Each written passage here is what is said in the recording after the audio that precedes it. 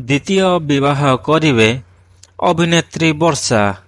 ଆଜ୍ଞା ହଁ ଦର୍ଶକ ବନ୍ଧୁ, ଆପଣଙ୍କ ପ୍ରିୟ ଅଭିନେତ୍ରୀ ବର୍ଷା ପ୍ରିୟଦର୍ଶିନୀ ଦ୍ୱିତୀୟ ବିବାହ କରିବେ ବୋଲି ସୋସିଆଲ ମିଡ଼ିଆରେ ଖୁବ୍ ଚର୍ଚ୍ଚା ହେଉଛି।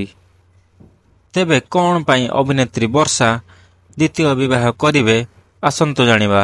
ବର୍ଷା ଓ ଅନୁଭବଙ୍କ ଛାଡ଼ପତ୍ର ହେବା ପରେ ପ୍ରଥମେ ଅନୁଭବ ଜାଗୃତିଙ୍କ ସହ ବିବାହ ବନ୍ଧନରେ ବାନ୍ଧି ହୋଇଥିଲେ। ଅନୁଭବ ଓ ଜାଗୃତିଙ୍କ ବିବାହ ଦେଖି ସହି ପାରିଲେ ନାହିଁ ଅଭିନେତ୍ରୀ ବର୍ଷା ପ୍ରିୟଦର୍ଶିନୀ।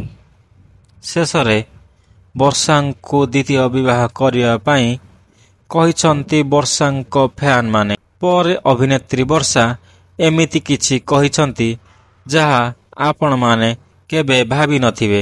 ଏବେ କୁଆଡ଼େ ଶୁଣିବାକୁ ମିଳୁଛି ଅଭିନେତ୍ରୀ ବର୍ଷା ପ୍ରିୟଦର୍ଶିନୀ ବିବାହ ପାଇଁ ରାଜି ହୋଇଯାଇଛନ୍ତି, ଯାହାକି ସୋସିଆଲ ମିଡ଼ିଆରେ ଖୁବ୍ ଚର୍ଚ୍ଚା ହେଉଛି। ତେବେ ଆପଣଙ୍କ ମତ କ'ଣ?